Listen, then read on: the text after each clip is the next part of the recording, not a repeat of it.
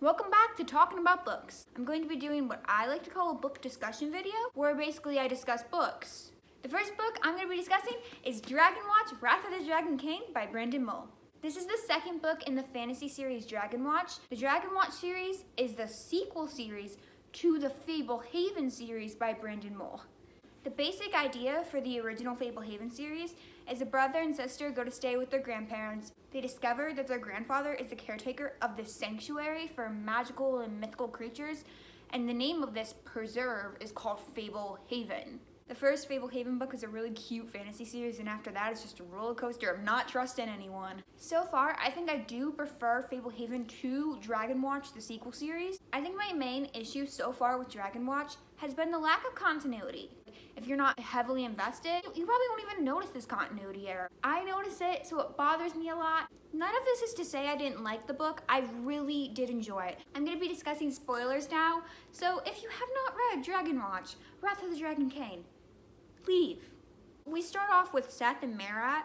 Seth is paralyzed by this dragon fear, but he can think perfectly clear. This is where the continuity errors really stood out for me. In the original Fablehaven series, we learned that Seth has become immune to magical fear, meaning magical fear does not affect him. He is immune. His problem was when facing dragons. Yes, dragons don't paralyze him with magical fear, but his head is not clear. He can't think straight. Unlike Kendra, she is paralyzed by the magical fear, but her mind is protected. It's not foggy, she can have clear thoughts, and that's why when they hold hands, they become a dragon tamer.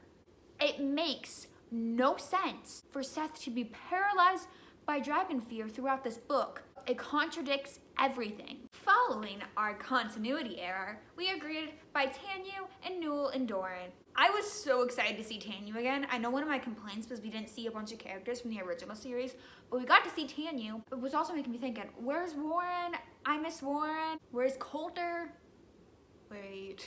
Kendra and Seth go to see a dragon who's come to visit them, and it turns out it's Raxtus. He comes to them and tells them they've been invited to this dragon feast. And Raxtus is like, you guys can't go, you guys need to leave, you can't be caretakers anymore, you're just kids. Raxtus is just very conflicted because his family is finally accepting him for the first time, and now that this whole conflict has arisen, he has to pick sides. I feel bad. We'll talk more about him later. After that, we get a chapter in a new POV. This actually really freaked me out at first because we've never gotten a POV outside of Kendra or Seth. So we got Nox, who is back at Fablehaven with Tess, and they're just hanging out in the backyard, and all of a sudden Tess is just like, try the milk, you'll be able to see the fairies. And Nox tries the milk and he can see the fairies, and all of a sudden they know about Fablehaven. And I'm just like, what do you mean they just know? Tess apparently can see the creatures without milk. And I really don't know what to think about that. Was she born with that ability? Did the fairies do something to her? Was she fairy struck? I really don't know what Nox and Tess's roles are going to be in the series. There's still a bit of mystery. They're kind of just like there in the background. It's like, why are they here? Kendra and Seth are preparing to go to this dragon feast that Celebrant's holding. And Seth goes to get gear with Newell and Doran. And this was a pretty entertaining scene. There's just a lot of bickering and arguing. I don't know if you watched the book trailer, but in the book trailer, it was like, Kendra is bringing a bow that can shoot 300 arrows at once. And Seth is bringing a sword that can shoot lightning. And I'm just like, how does a sword shoot lightning? It's not described as that in the book though. It feels kind of Percy Jackson, Rick Riordan-ish. I think they also get a bag of wind. There was something else too. If you use it, it shows everybody in the room's worst fears, including yourself. We didn't get to see that used. I assume we'll get it to see used though soon. We get the bow for Kendra and the sword for Seth. Do they know how to use these? We're about to leave for this dragon feast. We have the issue of there being dragons everywhere. Not everyone can withstand that dragon terror for some reason. Tanyu just gets out this courage potion. It's supposed to be stronger than the courage potion we've seen in the past, and it will help you withstand this dragon terror. And I'm just like, where did this potion come from? We've seen courage potion in the past. It's never been discussed of taking it in front of the presence of dragons. Apparently it's stronger than the courage potion we used before, but if so, how come we didn't use that when we came here the first time? I did really enjoy the whole feast. It was a lot funnier than I was expecting. Seth and Tanya are kind of overconfident because of this potion. We get there and we're greeted by Dragonwatch, and his daughter Eve is there. Eve and Seth have this moment where they get all excited and start talking about the dragons together, and it just made me really happy. I don't think it's necessarily an immature trait to get excited about seeing cool dragons. It's immature when he goes looking for trouble in them. Kendra is basically trying to make allies with the leaders of the groups of creatures here. There was this one group in particular that stood out a lot in this book. It was the talking animals. I can't remember the names of them. They show up a few times, and I don't know, I just got kind of irritated whenever we were around them. They're animals, but they talk, they act like humans, and I just can't picture it. Throughout this book, Tanya kept being referred to as Kendra and Seth's manservant. We are in desperate times, so we have a 13-year-old and a 15-year-old running this death trap of a preserve, but it's okay. They kind of killed a few demons a few months ago, saved the world, no biggie. They can handle a few dragons. In the middle of this feast, this one dragon challenges Celebrant to fight to become Dragon King. We have this fight, and Celebrant obviously wins, and the other dragon is dead. We know dragon saliva, dragon tears, a bunch of other dragon things are very rare potion ingredients, and Tanya's just like, oh, look at those fine potion ingredients just sitting there.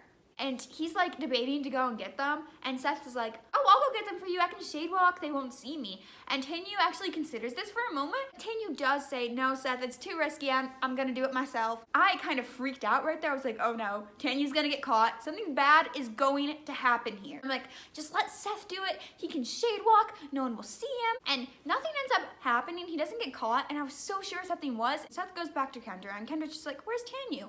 And Seth's just like, I think he's looking for a restroom. And Kendra basically just goes with it. And I'm like, she doesn't actually believe that. They're in a dragon-sized castle.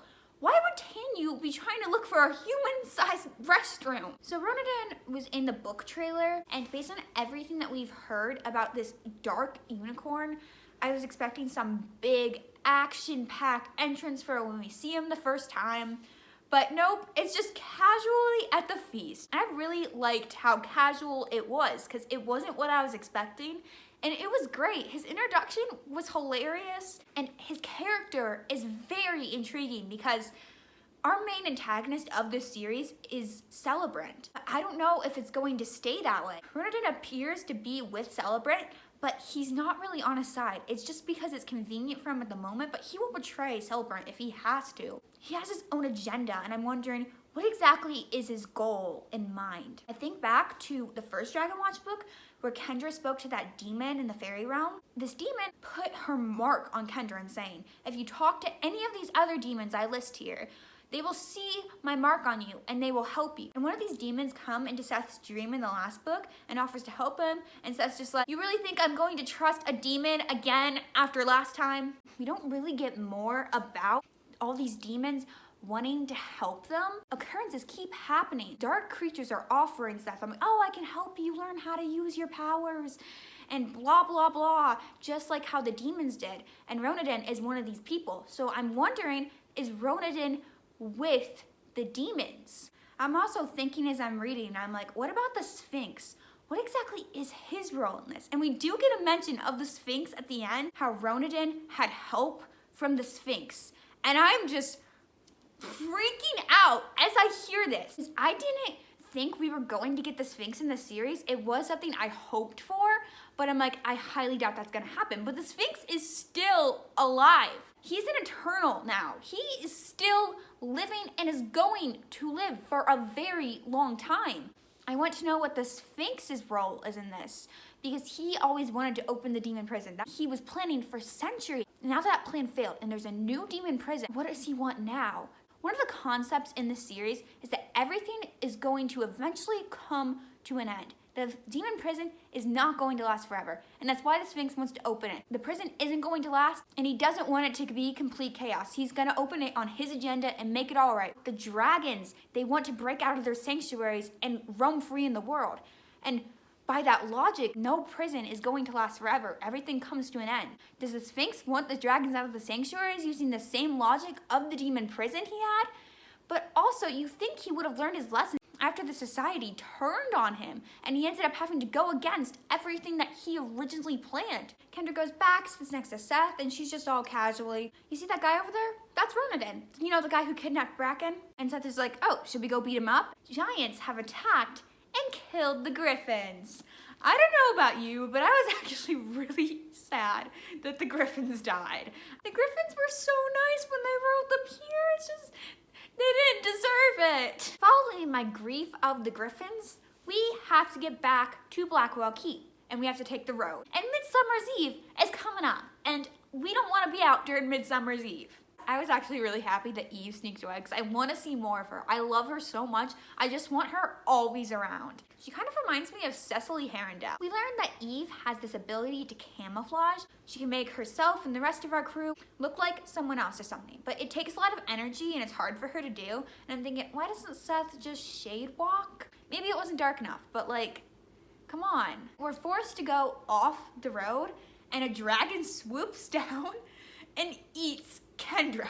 In that moment, I just put the book down and I was like, well, my favorite character just died. Everything's fine. Obviously, I knew she wasn't really dead. Seth is paralyzed by the dragon fear and Eve has to drag him away. We're not really sure what happens to Tanyu until Celebrant tells Kendra that Tanyu has died. And I'm kind of freaking out here. I'm like, no. Unsurprisingly, he didn't die. He just used a gaseous potion. Those handy gaseous potions saving people left and right since book 2. I have a really hard time imagining a gaseous potion. I just imagine a giant blob of smoke with a face on it. So the title for this chapter was Traitor. Oh great, who's gonna betray them this time? And Ronadin comes to talk to her and he's like, I want Bracken's 3rd unicorn horn. It's a bit of a mystery why he wants it. The only conclusion I can really think of is maybe he wants to kill Bracken. Isn't it if all 3 unicorn horns are destroyed, the unicorn dies? We get to see the Somber Knight again. He's going to make Celebrant no longer the caretaker or something like that. Apparently he's allowed to do that, but he's expecting to die in the process. And the Somber Knight kind of annoys me, so I was like, oh, thank goodness this guy's going. I don't want him anymore. But he ended up living, so I'm not quite sure what's going to happen with him. And I just realized, I don't think Celebrant is technically the caretaker anymore, is he? Celebrant has this fight with the Somber Knight, and during it, Rax just comes and saves Kendra. Once you showed up as a prisoner, I knew I had to help you. I'd killed in battle or hunting. I've never killed a captive, let alone a friend. If I had let them harm you, the most important part of me would have died, probably forever. It was a point of no return. I could feel it. I wanted to be accepted by my father and my fellow dragons, but not at the cost of who I am. I thought for a time I could do both, be myself and have my father's respect. I thought maybe I could help the dragons be more reasonable, improve the system from the inside. I influenced them very little, but they were changing me a lot. In the end, it was one or the other. Be myself or please my father.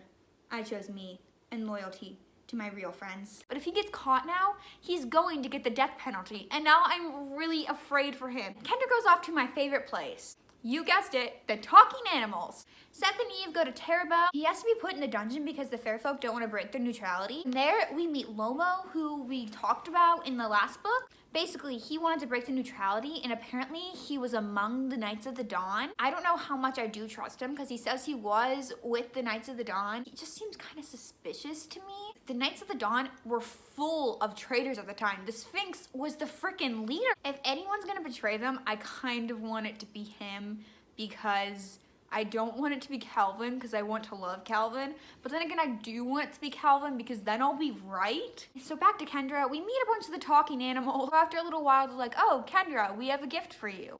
A handsome man came into view from behind the hearth. He wore a mustache, had a sturdy build, and was dressed like he was a century behind in his fashion. Patton, Kendra asked. No, impossible. He's dead. You're dead. He's back from the dead. Again. After last time we saw him through that bottle in the 5th book, and yeah, Agate said he went back in time to tell Coulter and Patton that they succeeded, that they made it, but we never got to actually see that. And I would have liked them to interact with Patton after he knew that they did good, that they defeated the demons. It's all good. We got a sting bulb, and I'm a bit disappointed with that. Like, oh, it's not actually him. What if he just like has sting bulbs at like every preserve? Just in case Kendra and Seth come around. Like, I wouldn't even be surprised at this point. He probably left them all sorts of things. We learn that this whizzing stone, I have no idea if I'm saying that right, is hidden in this castle at Wormroost. Why haven't we heard of this whizzing stone or this castle ever before? It reminded me of the Dragon Temple that's at Wormroost that we went into in the original series, and how the dragons would kill you for even thinking about entering it, and it has these gauntlets at the end, and the wearer of these gauntlets can control dragons. And I'm really surprised that these gauntlets don't have any type of role in this series. This series is more focused on the dragons. And you would think somebody would be after these gauntlets with all this dragon drama that's going on, but nope. We just get this weird whizzing stone that's never been mentioned before. But I guess it's believable because it was supposedly a secret and it's this big reveal when we find out. The thing about the castle is that once you enter it, you lose all of your magical abilities. So before we actually can go to the castle, we have to get Seth and the rest of our crew back to Kendra in the talking animals. They have to drink the shrinking potion. You guys do realize that the shrinking potion doesn't shrink your clothes, right? These potions are getting awfully convenient. We enter the castle and Celebrant apparently has already entered in his human form. The part when they're in the castle, I kind of had problems with too. We're towards the end of the book here. These are supposed to be our most exciting climactic scenes. And I felt like there was way too much explaining, too much backstory going on. And it definitely was interesting with the coins and how they have to work together, but they're too stubborn to do that, so they're probably never gonna win this contest. There's these statues all around the castle. They're like made of silver and gold, and if you touch one, you will start to turn to a statue yourself. When Tanyu started turning into a statue, he's like, "Go, Seth, run," and he starts turning into the statue. Nox also gets touched by a statue and starts turning into gold, and we have to put him in the quiet box to stop him from turning, and he's just feeling all upset, and he's like, "I shouldn't have come, I didn't know what I was doing, I haven't helped at all." I felt very bad for him in that moment. I wasn't the biggest fan of Nox going into this book, but he is starting to grow on me, and so I think that's good. Let's talk more about Nox and Tess. After Nox steals that key from Dale to the dungeon, he goes down and Tess follows after him, and Nox is like, "Kendra and Seth are at Wormroost," and she's like, "A place for worms?" One of the goblins in the dungeon gets murdered and the barrel is stolen. This whole mystery of who stole the barrel wasn't really something I was thinking about because there were so much more bigger things going on. But that ended up being huge in the end. Grandma and Grandpa Sorensen decide to leave Noel and Dorn in charge of Nox and Tess. They do not know enough about this preserve, and you are leaving them in charge of the satyrs, who you always say are a bad influence. Who thought this was a good idea? Now that we have Nox and Tess, who are new to the Fable Haven world like Kendra and Seth were at first, we have Tess, who has this innocence. And I think it's really cool that can protect you from all this harm. Celebrant and one of the dragons gets 2 of the coins, and Kendra has the 3rd. So the 3 of them have to throw it into like a fountain and then go down to get this rod. This rod puts a certain amount of distance between you and another object, I think. There's this big pool, and at the end of it is this rod. As you walk down the pool, the distance from the rod just keeps getting longer and longer, and Celebrant and his dragon friends are already really far ahead, and Kendra's like, "What am I gonna do?" Kendra looks down in the pool and sees the reflection of the rod, and she reaches her hand down and pulls out the actual rod. It reminded me a bit of City of Bones when Clary pulled the Mortal Cup out of the tarot card. We learned that these challenges, these fights, aren't going to be physical fights. Because obviously, Kendra and Seth aren't going to win them if they're against dragons. The tests are a measure of your other traits. I really liked how it just focused on other people's characteristics, because there is so much more to a person than just being able to hold up in a fight. The next task is to retrieve a key. The trick is, you will be without your memories. Seth says that he'll do this one. So now that they've got the key, they gotta turn it into the door to the room with the actual whizzing stone in it. Whoever turns the key in the door is going to permanently lose their memories. So Seth immediately goes, "I'll do it. I lost my memories for a little bit. I will remain true to myself." And I'm getting City of Heavenly Fire flashbacks, and I'm just like, no, not again. Quite frankly, it is very different. Seth turns the key in the door, and his memories are gone. And then, Ronadin, the dark unicorn, shows up, but we go into the room and the Wizarding Stone is there. They go in and Seth throws out the line, "That looks expensive." And I was just thrown back to Secrets of the Dragon Sanctuary, where they show Kendra the Oculus, and the first thing she says when she sees it is, "Looks expensive." They're so related, like even when Seth doesn't have his memories. So that gave me some hope there and all of the sadness that just occurred. A few people come in and they try to get the Wizarding Stone for themselves, but they all disintegrate, so not good. Kendra, being the smart girl she is, takes the rod and sends the Wizarding Stone away. I love Kendra. She is such a Ravenclaw. Now, let's talk about this ending. Kendra and Seth are appeared back to their rooms at the keep. Kendra's feeling kind of disoriented and she's like, "I gotta go check on Seth." So she goes out and all of a sudden she sees Mendigo sprinting by with Seth. Seth is trying to get away and I'm just like, what is going on here? I think if anyone takes anything away from the original Fablehaven series, it's to expect betrayals and don't trust anyone. So I talked about Calvin earlier. I've been theorizing who's gonna betray them because we are going to get a betrayal. It's a Brandon Mole book. Oh, I am not letting him trick me or deceive me. He's not gonna do it, not after book 4. And even when I'm expecting it, I am making theories. I'm trying not to let it surprise me and shock me. It still does. We even get foreshadowing for it. We get that moment where Mendigo refuses to obey an order for a second, and they think he might be developing a free will. And that makes sense because Hugo developed a free will in the Fablehaven books. In the last Fablehaven book, the Fairy Queen mentioned that she was going to give Mendigo a free will. And I thought he got fixed there. I thought he was like watching TV with Seth or something at the end of the last book. And then all of a sudden he gets fixed again in the first Dragonwatch book. I don't know. The details on the whole fixing Mendigo thing aren't exactly clear. But because we've got mention of him developing a free will in the past, you thought, oh, this is a result of it. But no, he uses that to foreshadow Mendigo's betrayal, and we don't notice it coming at all. We also have the mystery of the barrel being stolen, and apparently it was Mendigo that did that. Out of all characters to betray them, would Mendigo even be on the list of possibilities? Mendigo has been a character around since the first Fablehaven book. And yeah, he wasn't always on our side, but he had no free will. He was loyal to that witch. And then the fairies switched the loyalty to Kendra. And he's been so helpful. He's saved their lives so many times. We don't even think about suspecting him because he's just not an option. And that's what made this betrayal so good. So Kendra goes chasing after Mendigo and she's screaming Seth's name, and they go outside and there's a lightning, and I realize that there's also lightning on the cover of this book. So it fits. This whole sequence is just so heartbreaking. Mendigo goes through the missing barrel. Kendra's lost Bracken and now she's lost her brother. How is she going to deal with this? We go to Seth, who appears in this dark room. And guess who's there? That this Ronadin, the dark unicorn. The one who we're mad at for kidnapping Bracken has kidnapped Seth too.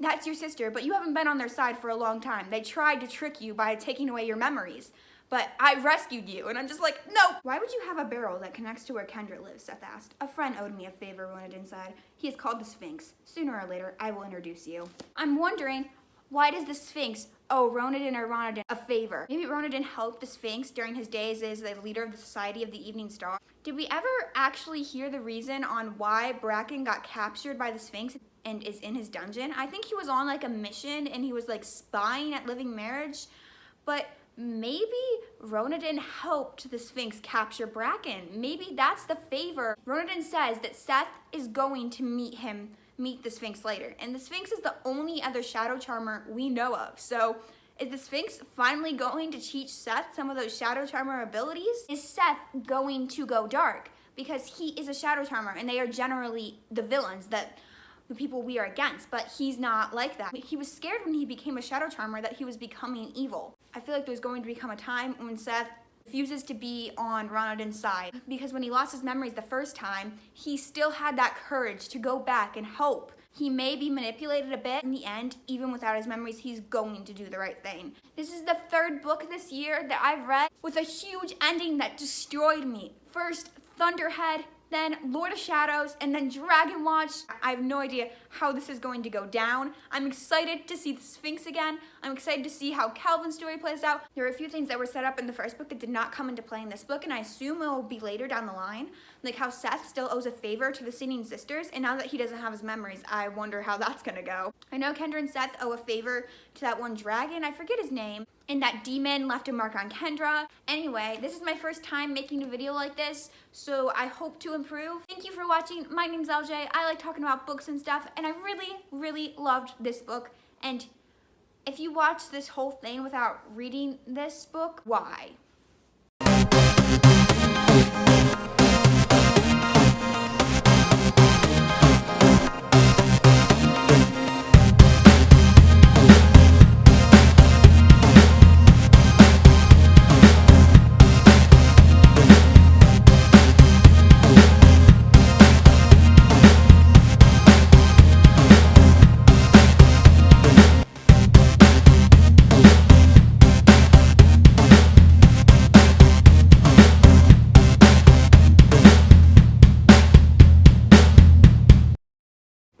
This chapter is titled... What is that?